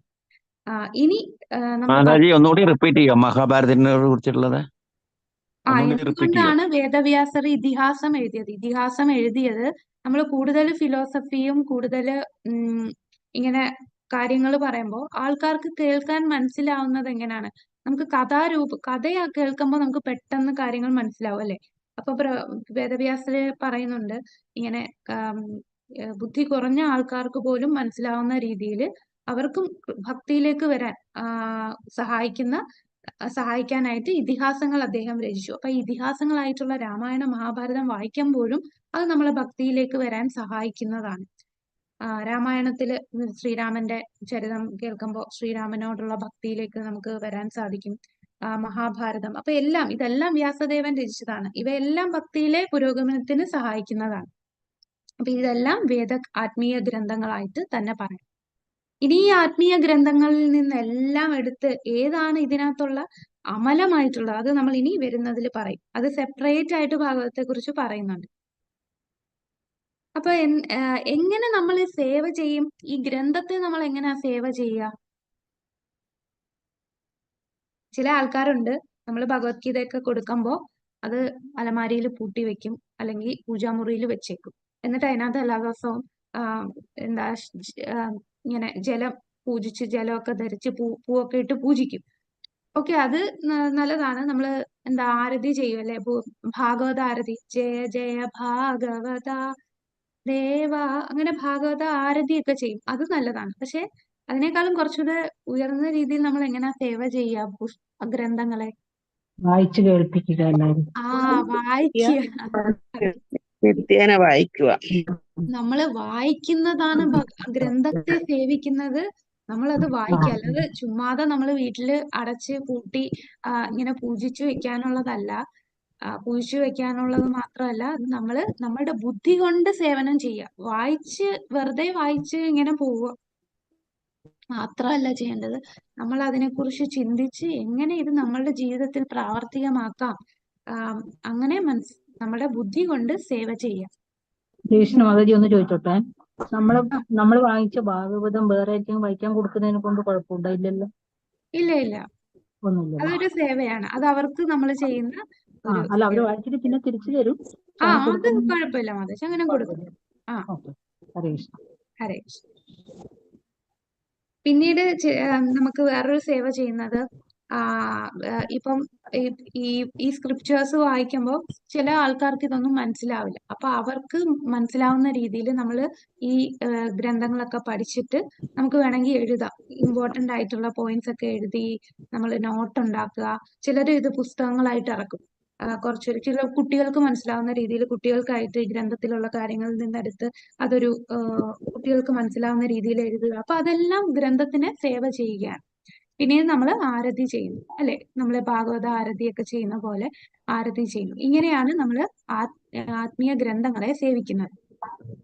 ഇനി ആത്മീയ ഗ്രന്ഥങ്ങളിൽ ഏറ്റവും ഉയർന്ന, ഏറ്റവും ബെസ്റ്റ് എന്ന് പറയുന്നത് ഏതാണ്?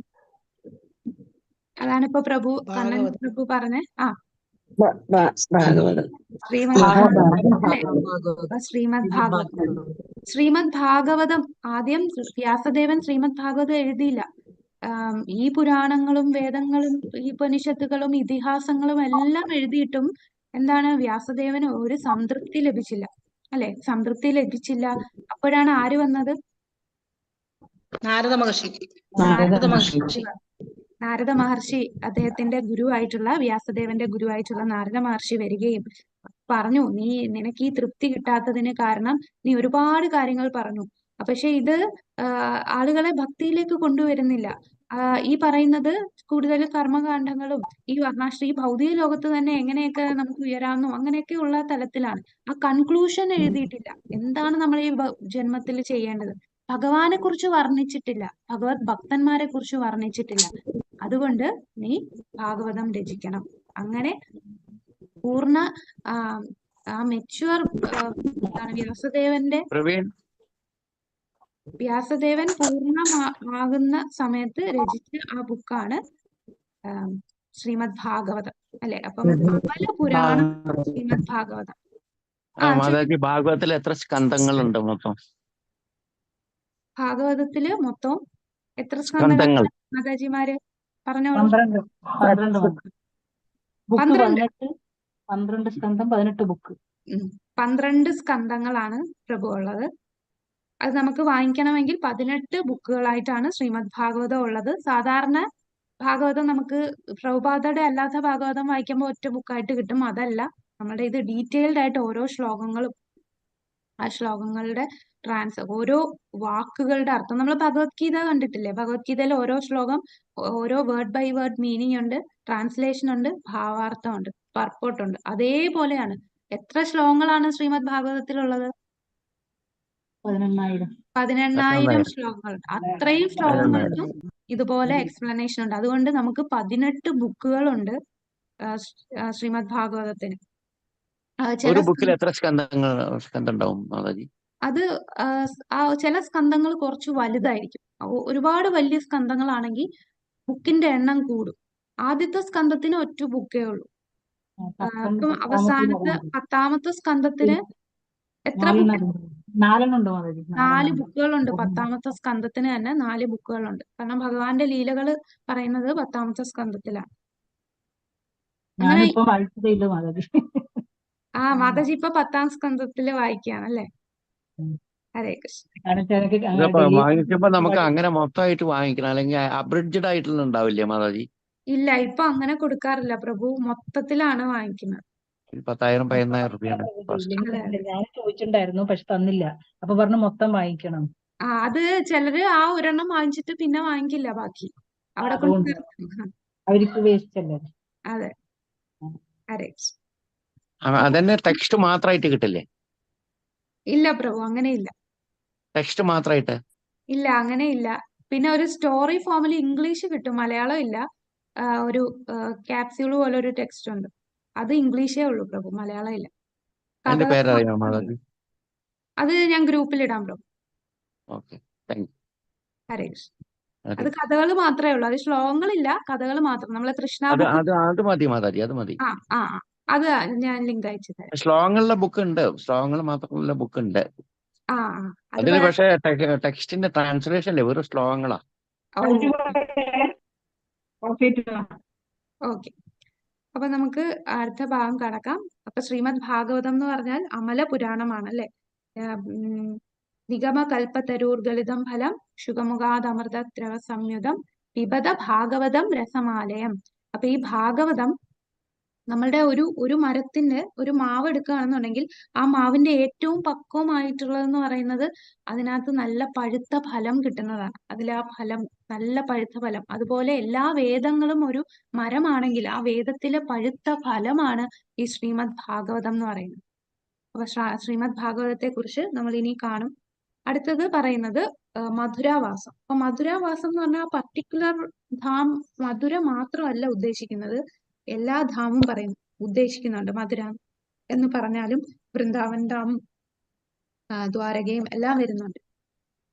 നമ്മൾ മധുര എന്ന് പറയുമ്പോൾ നമുക്കറിയാം ഈ ധാമുകളുടെ ഒരു ശ്രേണി നമ്മൾ കണ്ടു ഉപദേശാമൃതത്തില്.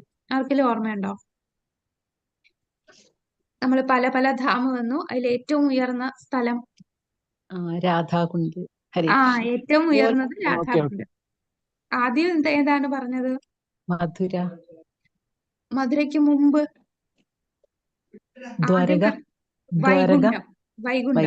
വൈകുണ്ഠത്തെക്കാൾ ഉയർന്നതാണ് മധുര. അപ്പം ആ ഒരു ശ്രേണി നമ്മൾ ഉപദേശാമൃതത്തിൽ കണ്ടു. ഇവിടെ മധുരാവാസം എന്ന് പറയുമ്പോൾ എല്ലാ ധാമുകളെയാണ് ഇവിടെ ഉദ്ദേശിക്കുന്നത്. അപ്പൊ ഇവിടെ വരാഹപുരാണത്തിൽ പറയുന്നു, മധുര ഒഴികെയുള്ള പ്രദേശങ്ങളിലേക്ക് ആകൃഷ്ടരാകുന്നവർ മായയുടെ ശക്തിയാൽ ആകൃഷ്ടരാകും. അതായത് ധാമുകളിൽ നിന്ന് വേറെ സ്ഥലങ്ങളിൽ പോകുന്നവർ മായയുടെ ശക്തി കൊണ്ട് ആകൃഷ്ടരാകുകയാണ്. ബ്രഹ്മാണ്ഡ പുരാണത്തിൽ പറയുന്നു, മധുര സ്പർശിക്കുന്നതിലൂടെ എല്ലാ പുണ്യസ്ഥലങ്ങളുടെയും യാത്രയുടെ ഫലങ്ങൾ ലഭിക്കും. അടുത്തത് ഭക്തരെ സേവിക്കുക. ഭക്തരെ സേവിക്കുക. ഇത് ശിവപുരാണത്തില് പത്മപുരാണത്തില് മഹാദേവൻ ശിവൻ പാർവതിയോട് പറയുന്ന ഒരു ശ്ലോകമുണ്ട്. ആരാധനാനാം സർവേഷാം വിഷ്ണു ആരാധനാം പരം. ആരാധനകളിൽ ഏറ്റവും ഉയർന്നത് വിഷ്ണു ആരാധനയാണ്. എന്നാൽ അതിലും ഉയർന്നത് എന്താണ്? ഭക്തന്മാരെ പൂജിക്കുക. ഭക്തൻ. എന്നാൽ ഭക്തന്മാരെ അതിലും ശ്രേഷ്ഠമായത് ഭഗവാന്റെ ഭക്തന്മാരെ പൂജിക്കുക എന്നതാണ്. അപ്പൊ ഭക്തരെ സേവിക്കുക എന്നുള്ളത് വളരെ വളരെ പ്രധാനപ്പെട്ടതാണ്. നമ്മൾ കനിഷ്ഠാധികാരി ലെവലിൽ വരുമ്പോൾ അവര് ഭക്തരെ എന്താണ്, അവര് സാധാ പോലെ നമ്മളെ പോലെ മനുഷ്യരല്ലേ, എന്തിനാണ് ഭക്തരെ സേവിക്കുന്നത്, ഭഗവാനെ സേവിച്ചാൽ പോരേന്ന് തോന്നും. എന്നാൽ നമ്മൾ കുറച്ചുകൂടെ ഭക്തിയിൽ ഉയരുമ്പോൾ മനസ്സിലാവും ഭക്തന്മാരുടെ സ്ഥാനം എത്ര വലുതാണ് എന്ന്.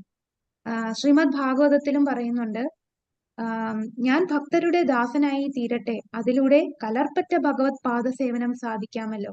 കഷ്ടത നിറഞ്ഞ ഭൗതികാവസ്ഥയ്ക്ക് കുറവ് വരുത്താൻ അത് സഹായിക്കും. ഒപ്പം ഭഗവാനോട് ഭക്തി നിർഭരമായ പ്രേമം വളർത്താനും സാധിക്കും. കൃഷ്ണന്റെ യഥാർത്ഥ ഭക്തൻ സ്കന്ദപുരാണത്തിൽ പറയുന്നു, ശംഖചക്ര ഗദാപത്മം എന്നിവയുടെ രൂപത്തിൽ ശരീരം മുഴുവൻ തിലകമണിഞ്ഞ, ശരീരത്തിൽ തുളസീതളം ചൂടി, ശരീരമാകെ ഗോപീചന്ദനം പൂശി നടക്കുന്നവരുടെ ദർശനം ഒരു തവണയെങ്കിലും ലഭിക്കുകയാണെങ്കിൽ സർവ്വപാപങ്ങളിൽ നിന്നും മുക്തനാകും. അപ്പൊ ഭഗവത് ഭക്തന്റെ ദർശനം ഒരു തവണ ലഭിക്കുകയാണെന്നുണ്ടെങ്കിൽ അവന് മുക്തനാകും എന്ന് പറയുന്നു. അപ്പൊ എന്താണ്, നമുക്ക് മുക്തി ലഭിക്കും ഭക്തനെ സേവിക്കുമ്പോൾ. ഈ ഭൗതിക ലോകത്തിൽ നിന്ന് രക്ഷ നേടാൻ സാധിക്കും. ആ ഭക്തനെ ഓർക്കുകയും സേവിക്കുകയും സേവനത്തെക്കുറിച്ച് എന്താണ് സംസാരിക്കേണ്ടതെന്ന് ശ്രദ്ധിക്കപ്പെടുന്നു. അതായത് ഒരു ഭക്തനെ നമ്മൾ സ്മരിക്കുമ്പോൾ തന്നെ നമ്മൾ പവിത്രീകരിക്കുകയാണ്. ആ ഭക്തനെ കുറിച്ച് നമ്മൾ ചിന്തിക്കുമ്പോൾ തന്നെ നമ്മൾ പവിത്രീകരിക്കും. അപ്പൊ ആ ഭക്തനെ നേരിട്ട് നമ്മൾ സേവനം ചെയ്താലുള്ള ഫലം എന്തായിരിക്കും? അത് ശ്രീമദ് ഭാഗവതത്തിൽ പറയുന്നതാണ്. അപ്പൊ ഭക്തന്മാരെ കുറിച്ച് കാരണം ഭഗവത് ഭക്തനിൽ കൂടെ മാത്രമേ നമുക്ക് ഭഗവാനിൽ എത്താൻ സാധിക്കുകയുള്ളൂ. നമുക്ക് ഡയറക്റ്റ് ഭഗവാനിലോട്ട് എത്താൻ സാധിക്കില്ല, ഭക്തനിലൂടെ മാത്രം. അപ്പൊ ആ ഭക്തൻ ആണ് നമ്മുടെ ആചാര്യൻ. ഭക്തിയുടെ നമ്മളുടെ ഗുരു എന്ന് പറയുന്നത് ആ ഭഗവാന്റെ ഏറ്റവും പ്രിയപ്പെട്ട ഭക്തനാണ്. അപ്പൊ ഗുരുവിലൂടെ മാത്രമേ നമുക്ക് ഭഗവാനിൽ സമീപിക്കാൻ സാധിക്കുള്ളൂ. അപ്പൊ ഇതില് ഒരു കഥയുണ്ട്. ഈ കാഞ്ചീപുരത്തുള്ള ഒരു ഭക്തനാണ്, എന്തായിരുന്നു പേര് ഞാൻ മറന്നുപോയി, കാഞ്ചിപൂർണ എന്ന് പറയുന്ന ഭക്തൻ. വരദരാജ പെരുമാൾ ആണ് അവിടുത്തെ ഭഗവാൻ. അപ്പൊ ഭഗവാൻ വരദരാജ പെരുമാളായിട്ടിരിക്കുന്നു. അദ്ദേഹത്തിന്റെ ഏറ്റവും വലിയ ഭക്തനാണ് കാഞ്ചിപൂർണ. കാരണം കാഞ്ചിപൂർണയോട് ഭഗവാൻ സംസാരിക്കും. ഡയറക്റ്റ് ഭഗവാനുമായിട്ട് സംസാരിക്കാൻ പറ്റുന്ന കാഞ്ചിപൂർണയ്ക്ക് മാത്രമാണ്. കാഞ്ചിപൂർണ ഭഗവാനെ സേവ ചെയ്യുന്നത് ഭഗവാനെ എപ്പോഴും വീശിക്കൊണ്ടിരിക്കുകയാണ്. ഭഗവാൻ ഇങ്ങനെ നിരന്തരം വീശും. എന്നിട്ട് ഭഗവാനുമായിട്ട് സംസാരിക്കും. അപ്പൊ മറ്റു ഭക്തന്മാരെല്ലാം കാഞ്ചിപൂർണയോട് വന്ന് പറയും, ഞങ്ങൾക്ക് ഭഗവാന്റെ അടുത്ത് ഇന്ന കാര്യം ചോദിക്കാമോ. എല്ലാവരും അവരവരുടെ ആവശ്യങ്ങൾ ഭഗവാനോട് ചോദിക്കുന്നത് കാഞ്ചിപൂർണയിലൂടെയാണ്. അങ്ങനെ ഒരു ദിവസം ഒരു ഭക്തൻ വന്ന് ചോദിക്കും, ഞാൻ എന്നാണ് ഇനി ഭഗവത് ധാമത്തിൽ പോകുന്നതെന്നൊന്നും ഭഗവാനോട് ചോദിക്കുമോ. അപ്പൊ അത്രയും നാളും കാഞ്ചിപൂർണ ഭഗവാനോട് സ്വന്തമായിട്ടുള്ള ചോദ്യങ്ങളൊന്നും ചോദിച്ചിട്ടില്ല. മറ്റു ഭക്തന്മാർ പറയുന്നത് മാത്രമേ ചോദിക്കാറുള്ളായിരുന്നു. അപ്പൊ ഈ ഒരു ചോദ്യം കേട്ടപ്പോൾ അദ്ദേഹത്തിനും ഒരാഗ്രഹം, ഞാനും എപ്പോഴാ പോകുന്നതെന്നൊന്ന് ചോദിക്കണമല്ലോ. അപ്പം ഈ ഭക്തൻ ചോദിച്ചത് ഭഗവാനോട് ചോദിക്കുമ്പോൾ പറയും, അവൻ ഈ ജന്മം തന്നെ ഭഗവത് ധാമത്തിൽ അവന് എത്താൻ സാധിക്കും, ഈ ജന്മം അവസാനത്തെ ജന്മമാണെന്ന് പറയും. അപ്പൊ കാഞ്ചിപൂർണ ചോദിക്കും, അപ്പൊ എന്റെ കാര്യം എങ്ങനെയാണ്, ഞാൻ എപ്പോഴാണ് വരിക, എനിക്ക് ഈ ജന്മം വരാൻ പറ്റില്ലേ എന്ന് ചോദിക്കുമ്പോൾ ഭഗവാൻ വരദരാജ് പറയും, ഇല്ല, നിനക്ക് വരാൻ സാധിക്കില്ല. അപ്പൊ കാഞ്ചിപൂർണ അതിശയിച്ചു പോകും. കാരണം നേരിട്ട് ഭഗവാനോട് സംസാരിക്കാൻ പറ്റുന്നത് തനിക്ക് മാത്രമേ ഉള്ളൂ. പിന്നെ എന്താണ് തനിക്ക് ഭഗവാന്റെ അടുത്ത് പോകാൻ പറ്റാത്തത് എന്ന് ചിന്തിച്ച്, അതെന്താ ഭഗവാനെ എനിക്ക് വരാൻ പറ്റാത്തത്? ഒരു വൈഷ്ണവനെ സേവിച്ചവർക്ക് മാത്രമേ എന്നിൽ എത്താൻ സാധിക്കുകയുള്ളൂ. നീ ഒരു വൈഷ്ണവനെ സേവിക്കുന്നില്ല, എന്നെ നേരിട്ടാണ് സേവിക്കുന്നത്. ഇത് കേട്ട ഉടനെ കാഞ്ചിപൂർണ ഒരു നിമിഷം ഇങ്ങനെ മിണ്ടാതിരുന്നിട്ട് ആ വിശറി അവിടെ ഇട്ടിട്ട് അവിടുന്ന് സ്ഥലം വിട്ടു. എന്തിനാണ് പോയത്? കാഞ്ചിപൂർണ എവിടെയാ പോയത്? ആ ഒരു ഭക്തനെ സേവിക്കാനായിട്ട്. ഭക്തരെ സേവിക്കുക, അതാണ് ഭഗവാനും എന്താണ് ഗോപി പാദകമലയോ ദാസാനുദാസ, അതാണ് ഭഗവാനും ആഗ്രഹിക്കുന്നത്, അല്ലെ? ദാസന്റെ ദാസനാവുക. അപ്പം ഭക്തനെ സേവിക്കുക. അപ്പൊ ഭക്തനെ സേവിക്കുമ്പോൾ നമ്മളുടെ ഉള്ളിലെ ഈഗോ ഇല്ലാതായി പോകും.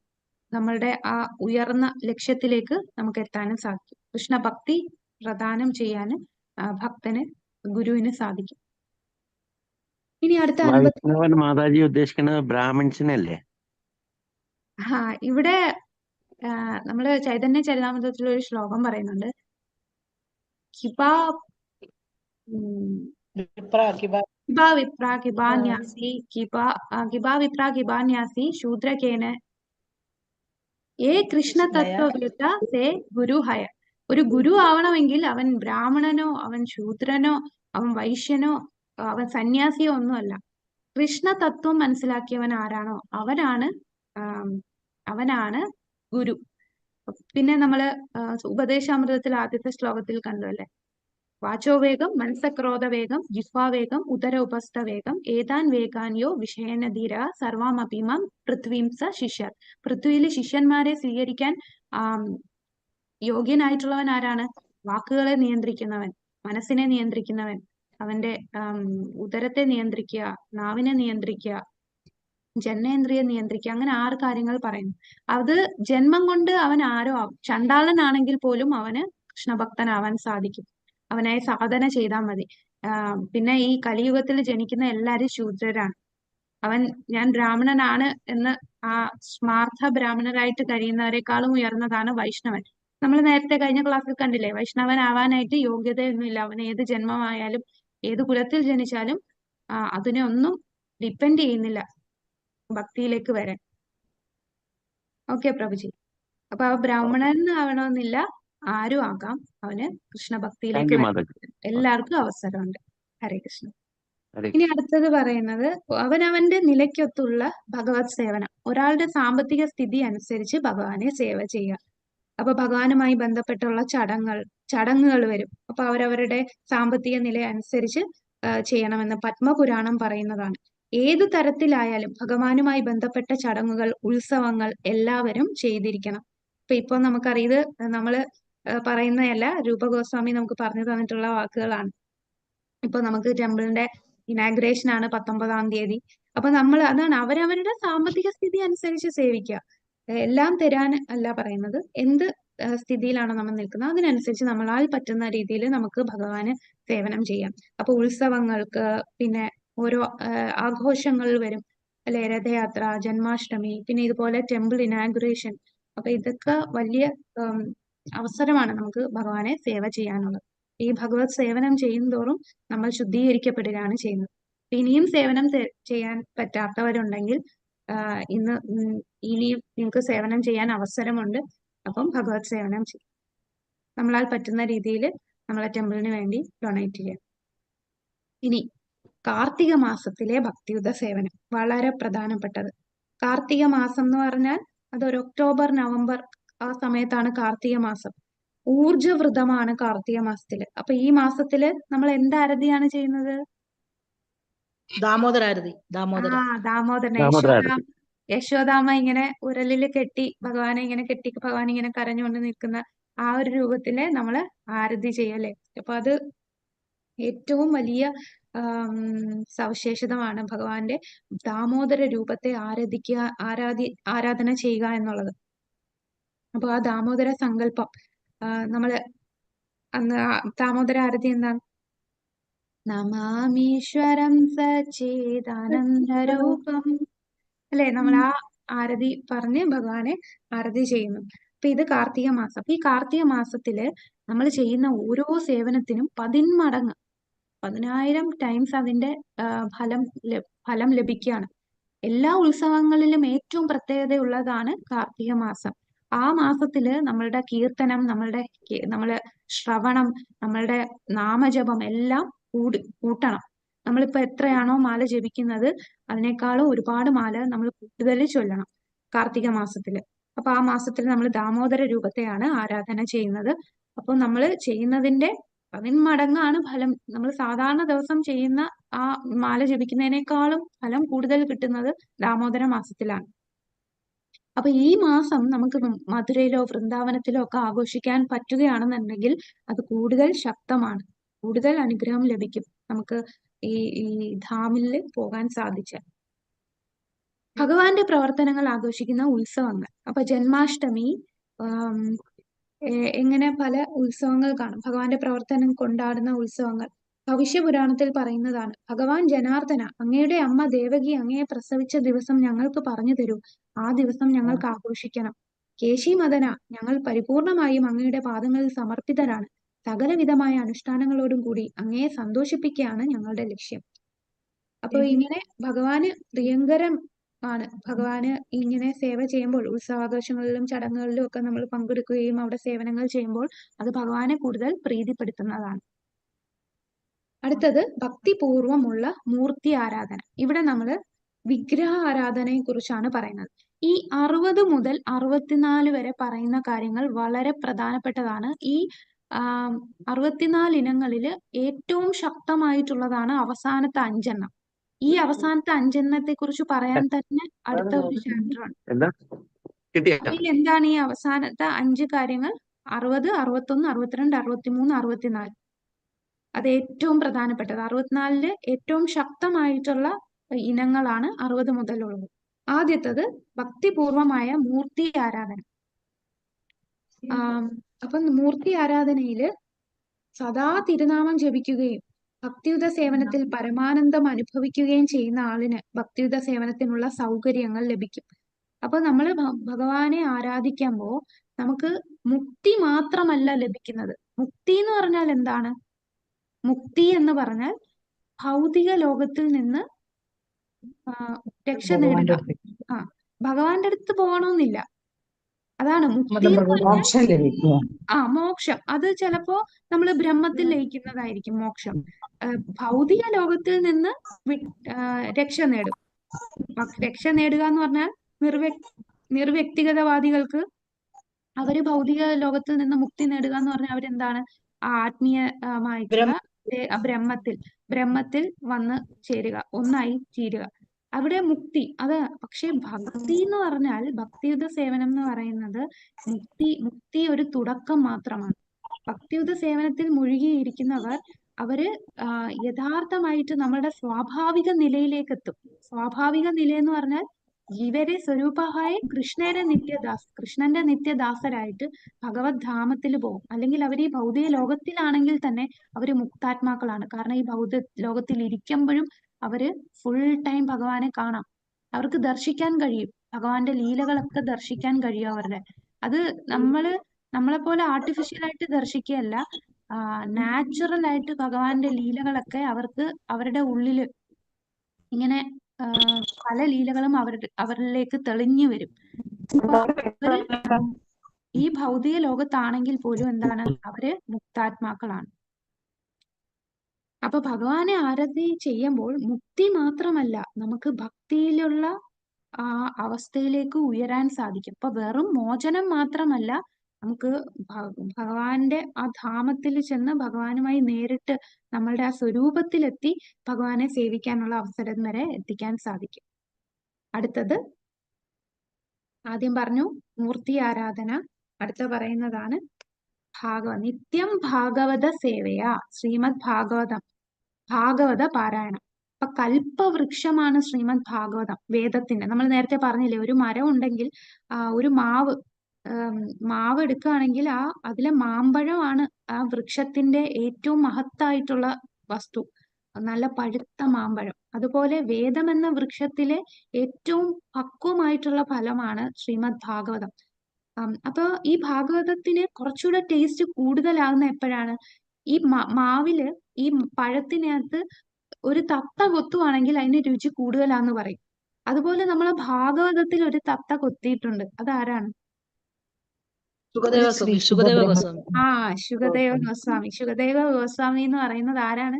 രാധാറാണിയുടെ തത്തയാണ്, ശുക തത്തയാണ്. അപ്പൊ ആ ശുകദേവ ഗോസ്വാമിയാണ് ശ്രീമദ് ഭാഗവതം പറയുന്നതല്ലേ. അപ്പൊ അതിന്റെ സ്വാദ് കുറച്ചുകൂടെ കൂടുതലാണ്. അപ്പൊ ശുകദേവ ഗോസ്വാമിയുടെ ആ മുഖത്ത് നിന്ന് നിർഗളിച്ചതാണ് ഈ ഭാഗവതം. അപ്പൊ അത് കൂടുതൽ ആസ്വാദ്യകരമാണ്. പഴുത്ത പഴമാണ് വേദജ്ഞാനത്തിന്റെ വൃക്ഷത്തിന്റെ ഏറ്റവും പഴുത്ത ഫലം. തത്ത കൊക്കിൽ തൊടുമ്പോൾ കൂടുതൽ മധുരം. അപ്പൊ ഇനി നമ്മൾ നേരത്തെ പറഞ്ഞു ഈ ശ്രീമദ് ഭാഗവതം എങ്ങനെയാണ് കേൾക്കേണ്ടത്. നമുക്ക് ഒരുപാട് ക്ഷേത്രങ്ങളിൽ ഭാഗവത സപ്താഹമൊക്കെ നടക്കും. അത് കേൾക്കാമോ? നമ്മൾ ഇന്നലത്തെ ക്ലാസ്സിൽ പറഞ്ഞു. കേൾക്കണം. കേൾക്കാൻ പാടില്ല. ആരിൽ നിന്നേ കേൾക്കാവൂ? യമനിയമങ്ങൾ വൈഷ്ണവരിൽ നിന്ന്. വ്യക്തിയിൽ നിന്ന്, അതായത് ആ പരമ്പരയിലുള്ള ആ ഗുരുശിഷ്യ പരമ്പരയിലൂടെ ആയിരിക്കണം നമ്മൾ ഭാഗവതം സ്വീകരിക്കുന്നത്. അല്ലാന്നുണ്ടെങ്കിൽ പാലില് വിഷം കലർന്ന പോലെ ആയിരിക്കും നമ്മൾ ഭാഗവതം കേൾക്കുക. ചിലര് പൈസയ്ക്ക് വേണ്ടിയായിരിക്കും പാരായണം ചെയ്യുക. ചില ആൾക്കാര് യമനിയമങ്ങളൊന്നും പാലിക്കാതെ ചെയ്യുന്ന ആൾക്കാരുണ്ട്. ചിലര് സ്വന്തം വ്യാഖ്യാനങ്ങൾ കൊടുക്കും. അങ്ങനെയുള്ളവരിൽ നിന്ന് ഒരിക്കലും ഭാഗവതം കേൾക്കരുത്. ശ്രീല പ്രഭുപാദൻ നമുക്ക് പറഞ്ഞു തരുന്നതാണ്. അപ്പൊ ഭാഗവതം ഗുരുശിഷ്യ പരമ്പരയിലൂടെ നമ്മൾ കേൾക്കുക. പരമ്പരയിൽ നിന്ന് ശ്രദ്ധാപൂർവം കൈമാറണം. ആ മുറിഞ്ഞ പരമ്പരയിലൂടെ നമ്മൾ കേൾക്കാൻ പാടില്ല. കാരണം അതിന്റെ സത്ത വിട്ടുപോകും. ആ സത്ത അതുപോലെ കിട്ടണമെങ്കിൽ മുറിയാത്ത ശിഷ്യ പരമ്പരയിലൂടെ ഭാഗവതം സ്വീകരിക്കുക. ഇനി അടുത്തത് അസോസിയേഷൻ ഓഫ് ഡിവോട്ടീസ് എന്ന് പറയില്ലേ, ഭക്തിയുടെ ഉന്നത ശ്രേണിയിലേക്കുള്ള ഭക്തരുമായിട്ടുള്ള സമ്പർക്കം, ഭക്തരുമായി സഹവസിക്കുക. അസത് സംഗത്യാഗ, നമ്മള് ഹിരണ്യകശിപുവിനെ പോലെയുള്ള ഒരു വ്യക്തിയുമായിട്ടാണ് സഹവസിക്കുന്നതെങ്കിൽ എന്തായിരിക്കും നമ്മുടെ ഫലം? നമുക്ക് എന്തായിരിക്കും കിട്ടുക? നമ്മുടെ മനസ്സ് ഭയങ്കര നെഗറ്റീവും ക്രൂവലും ഭയങ്കര ആസുരിക സ്വഭാവം നമ്മളിലേക്ക് വരും അല്ലേ. എന്നാൽ ഭക്തരുടെ ഹൃദയം എന്ന് പറഞ്ഞാൽ പുഷ്പം പോലെയാണ്. അവരുടെ ഹൃദയത്തിൽ ഭഗവാനോടുള്ള സ്നേഹമാണ്. അങ്ങനെയുള്ള ഭക്തരുമായിട്ട് സഹവാസം ചെയ്യുക. അവരുടെ ഹൃദയങ്ങൾ വ്യക്തമാകും. ശക്തനായ പുരുഷനും സ്ത്രീക്കും ഇതിനെ കഴിവുണ്ട്. സ്വീകർത്താവ് ആത്മാ. അപ്പൊ നമ്മള് ആ ഭക്തരുമായിട്ട് സഹവാസം ചെയ്യുമ്പോൾ ആ ഭക്തന്റെ നിർദ്ദേശങ്ങൾ നമ്മൾ സ്വീകരിക്കുക. അങ്ങനെ ചെയ്യുമ്പോൾ നമുക്ക് ഈ ഭൗതിക ലോകത്തിൽ നിന്ന് മുക്തി തരാനായിട്ട് സഹായിക്കുന്നതാണ് ഭക്തരുടെ ആ സമ്പർക്കം. ഭക്തരുമായിട്ട് ഒരു നിമിഷമെങ്കിലും ബന്ധപ്പെടാൻ ഭാഗ്യം ലഭിച്ചാൽ ആ ഒരു നിമിഷം വളരെ അങ്ങേയറ്റം വിലപ്പെട്ടതാണ്. അപ്പം ശുദ്ധ ഭക്തരുമായിട്ടുള്ള സമ്പർക്കം ഭൗതിക സുഖങ്ങളെക്കാളും ഉപരിയായ മൂല്യമാണ് ഭഗവാന്റെ ഭക്തരുമായിട്ടുള്ള സമ്പർക്കം. അടുത്തത് ഏറ്റവും പ്രധാനപ്പെട്ടത് നാമജപം. ഹരിനാമം, ഭഗവാന്റെ തിരുനാമം ജപിക്കുക. ഈ 64 ഇനങ്ങളില് ഏറ്റവും ശക്തമായിട്ടുള്ള ഒരെണ്ണം പറഞ്ഞാൽ അത് ഏതായിരിക്കും പറയേണ്ടത്? നാമം ജപിക്കുക. ഹരേ കൃഷ്ണ മഹാമന്ത്രം ജപിക്കുക. ഈ 64 ഇനങ്ങളില് ഏറ്റവും ശക്തമായിട്ടുള്ള 5 എണ്ണം എന്ന് പറയുന്നത് ഈ അവസാനം പറയുന്ന 60 മുതൽ 65 വരെയുള്ള കാര്യങ്ങളാണ്. അപ്പൊ ഹരേ കൃഷ്ണ മഹാമന്ത്രം ജപിക്കുക. അതിൽ തൽപരരാണെങ്കിൽ അയാൾ സമ്പൂർണ്ണ ഘട്ടത്തിൽ ഉയർന്ന ശ്രേണിയിൽ എത്തിക്കഴിഞ്ഞു എന്നാണ് പറയുന്നത്. അപ്പൊ ഭഗവാന്റെ നാമവും നാമിയും, ഭഗവാനും നാമവും തമ്മിൽ വ്യത്യാസമില്ല. നമ്മൾ നാമം ജപിക്കുമ്പോൾ നമ്മൾ ഭഗവാനുമായിട്ട് സഹവസിക്കുകയാണ്. ഭഗവാന്റെ പേരും കൃഷ്ണനും തമ്മിൽ വ്യത്യാസമില്ല, പത്മപുരാണം പറയുന്നു. അപ്പൊ നമ്മൾ ചില ആൾക്കാർ പറയും, ഞാൻ ഒരുപാട് നാമം ജപിക്കുന്നുണ്ടല്ലോ, എന്നിട്ട് എനിക്ക് മാറ്റം ഒന്നും വരുന്നില്ലല്ലോ, എത്ര നാളായിട്ട് നാമം ജപിക്കുന്നു, എനിക്ക് ഉയർച്ചയൊന്നും വരുന്നില്ല. അപ്പോൾ നമ്മൾ എന്താണ് നാമം ജപിക്കുമ്പോൾ അപരാധമില്ലാതെ നാമം ജപിക്കുക. അപരാധം വളരെ പ്രധാനമാണ്. വൈഷ്ണവ അപരാധം ഉണ്ടെങ്കിൽ നമുക്ക് ആ നാമത്തിന്റെ എഫക്റ്റ് നമുക്ക് കിട്ടുകയില്ല. അപ്പൊ അപരാധം ഒഴിവാക്കുക. വൈഷ്ണവ അപരാധം എന്ന് പറയുമ്പോൾ അത് കനിഷ്ഠ അധികാരിയോട് പോലും നമ്മൾ അപരാധം ചെയ്ത് ആ കനിഷ്ഠ അധികാരിയുടെ മനസ്സ് വേദനിച്ചിട്ടുണ്ടെങ്കിൽ അത് ഒരു വലിയ അപരാധമാണ്. ഇനി നമ്മൾ അറിയാതെ അപരാധം ചെയ്തിട്ടുണ്ടെങ്കിൽ അതിന്റെ സൊല്യൂഷൻ എന്താണ്? നമ്മൾ ആ വ്യക്തിയോട് ക്ഷമ ചോദിക്കുക. ആ വ്യക്തിയുടെ കാൽക്കൽ നമ്മൾ നമസ്കരിക്കുക. എന്നിട്ട് ഞാൻ തെറ്റ് ചെയ്തിട്ടുണ്ടെങ്കിൽ അത് ക്ഷമിക്കണം എന്ന് പറയുക. അതേ ഉള്ളൂ. ആ ഭക്തന്റെ അടുത്ത് തന്നെ ചെന്ന് മാപ്പ് പറയുക. അല്ലാതെ ഭഗവാന്റെ അടുത്ത് പറഞ്ഞിട്ട് കാര്യമില്ല അല്ലെ. ഇങ്ങനൊരു സംഭവം നമ്മുടെ ശാസ്ത്രത്തിൽ വന്നിട്ടുണ്ട്. അംബരീഷ് ദുർവാസാമുനി എവിടെല്ലാം ചെന്നു. ബ്രഹ്മാവിന്റെ അടുത്ത് പോയി, ശിവന്റെ അടുത്ത് പോയി, പിന്നെ നാരായണന്റെ അടുത്ത് പോയപ്പോഴും എന്താണ്, എന്റെ ഹൃദയം എന്റെ ഭക്തന്മാരുടെ അടുത്താണ്, അതുകൊണ്ട് എനിക്കൊന്നും ചെയ്യാൻ പറ്റില്ല, നേരെ ഭക്തന്റെ അടുത്ത് പോകാൻ പറഞ്ഞു. അങ്ങനെ തിരിച്ച് അംബരീഷ് മഹാരാജാവിന്റെ അടുത്ത് ചെന്ന് മാപ്പ് പറഞ്ഞപ്പോഴാണ് ആ സുദർശനം മാറിയത്. അപ്പോൾ നമ്മൾ അപരാധം ചെയ്തിട്ടുണ്ടെങ്കിൽ ആ ഭക്തനോട് തന്നെ നമുക്ക് ക്ഷമ ചോദിക്കാം. അങ്ങനെ അപരാധമില്ലാതെ നാമം ജപിക്കാം. ക്രമേണ നമുക്ക് ഭഗവാനിലേക്ക് എത്താൻ സാധിക്കും. ഇനി അവസാനത്തെ ഭാഗത്തിലായി 64 മധുരാവാസം. മധുരാവാസം നമ്മൾ കുറെ സ്ഥലത്ത് പറഞ്ഞിട്ടുണ്ടല്ലേ. ഇവിടെ മധുര വൃന്ദാവന 4 തവണയാണ് ഈ 64 ഇനങ്ങളിൽ പറഞ്ഞിട്ടുള്ളത്. 7-ാമത്തേതിൽ പറഞ്ഞു, 48-ൽ പറഞ്ഞു, 55 പറഞ്ഞു, പിന്നെ 64-ല്. അപ്പൊ 7-ാമത്തേതിൽ പറഞ്ഞത് ദ്വാരക, പുരി, ഗംഗ തുടങ്ങിയ പുണ്യസ്ഥലങ്ങൾ സന്ദർശിക്കുന്നതിനെ കുറിച്ച് പറഞ്ഞു. സന്ദർശിക്കുമ്പോൾ നമുക്ക് ഭൗതികമായിട്ടുള്ള പാപങ്ങളെല്ലാം നശിക്കും എന്ന് പറഞ്ഞു. വിഷ്ണുവിന്റെ ക്ഷേത്രം ഹ്രസ്വമായി സന്ദർശിക്കുന്നു. അപ്പം ധാമില് വസിക്കുകയാണെന്നുണ്ടെങ്കിൽ വിഷ്ണു ക്ഷേത്രം എല്ലാം ദർശിച്ചതിന് തുല്യമാണെന്ന് പറയുന്നു. മധുര വൃന്ദാവനത്തില് ഇവിടെ ജീവിക്കുമ്പോൾ നമ്മളിപ്പം 55-ല് നമ്മൾ കണ്ടതാണല്ലേ മധുരാവാസത്തെ കുറിച്ച്. 55-ല് പറഞ്ഞത് 3 ലോകങ്ങളിലും തീർത്ഥാടനം നടത്തിയാൽ ലഭിക്കുന്ന പുണ്യം മധുര എന്ന പുണ്യഭൂമിയെ സ്പർശനം കൊണ്ട് ലഭിക്കും എന്ന് പറയുന്നു. അപ്പൊ അത്രയും പ്രത്യേകതമാണ് ധാംവാസം. ഇനി 64-ല് പറയുന്നത് ഭക്തി ഉണർത്താനുള്ള മധുര വൃന്ദാവനത്തിന്റെ സമാനതകളില്ലാത്ത കഴിവാണ്. ഭക്തിയെ ഉണർത്താൻ കഴിയുന്നതാണ് ധാം. അന്ന് പറഞ്ഞ് നമ്മൾ എല്ലാരും വീടും എല്ലാം ഉപേക്ഷിച്ച് മധുരയിൽ പോയി താമസിക്കാൻ പറ്റുമോ? എന്താ ചെയ്യാ? മധുരയിൽ പോയി നമ്മളുടെ അവബോധം അങ്ങനെ ആക്കുക. അടുത്തുള്ള ഇസ്കോൺ ക്ഷേത്രങ്ങളിൽ പോവുക. കാരണം പ്രഭുപാദർ നമുക്ക് എല്ലായിടത്തും ധാമ പ്രദാനം ചെയ്തു കൃഷ്ണാബോധം കിട്ടാനായിട്ട്. പിന്നെ വൃന്ദാവനത്തിൽ പോകുന്നത് വളരെ സൂക്ഷിച്ചേ നമുക്ക് പോകാൻ പറ്റൂ. വൃന്ദാവനത്തിലെ ധാമുകളിലൊക്കെ നമ്മൾ പോകുമ്പോൾ, കാരണം നമ്മളൊക്കെ കനിഷ്ഠാധികാരികളാണ്, എല്ലാവരുടെയും കുറ്റം കണ്ടുപിടിക്കുന്നവരാണ്.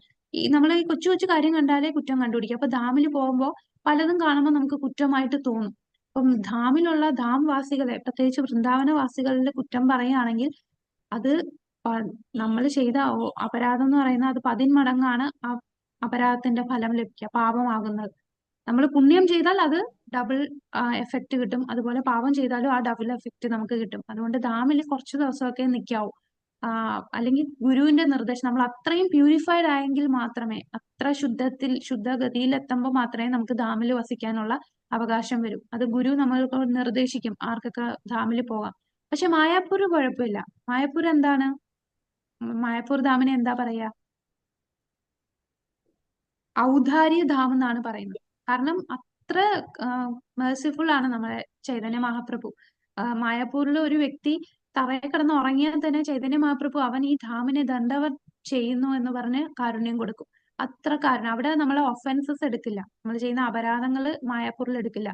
നമ്മൾ ചെയ്യുന്ന ചെറിയ സേവനം പോലും വലിയ സേവനമായിട്ട് എടുക്കുന്ന ധാമാണ് മായാപ്പൂർ. അപ്പൊ വൃന്ദാവനം പക്ഷെ വളരെ ശ്രദ്ധിക്കേണ്ടതാണ്. നമ്മൾ അവിടെ പോകുന്നവര്, ഇതുവരെ പോയിട്ടില്ലാത്തവരാണെങ്കിൽ അവിടെ പോകണം. പോകുവാണെങ്കിൽ ആചാര്യന്മാരുടെ കൂടെ, നമ്മളുടെ സ്വന്തമായിട്ട് വീട്ടുകാരും ഒത്ത് വിസിറ്റിന് പോകുന്നതല്ല. ഇതുപോലെ ഗ്രൂപ്പായിട്ട് ക്ഷേത്ര മുഖേന നമുക്കൊരു ആചാര്യൻ മുഖേന ആ ധാമിന്റെ ഓരോ വിശേഷങ്ങൾ പറഞ്ഞു തരുന്ന അവരിലൂടെ, ഭക്തരുടെ കൂടെ പോണം. അപ്പൊ ഈ ധാമൊക്കെ നമ്മൾ കാണുകയല്ല, നമ്മൾ ചെവിയിലൂടെ, നമ്മൾ ഈ കണ്ണുകൊണ്ടല്ല കാണേണ്ടത്, ചെവിയിലൂടെയാണ് ധാം നമ്മൾ ദർശിക്കേണ്ടത്. അവിടുത്തെ ലീലകളൊക്കെ നമ്മൾ കേട്ടാണ് ദർശിക്കേണ്ടത്.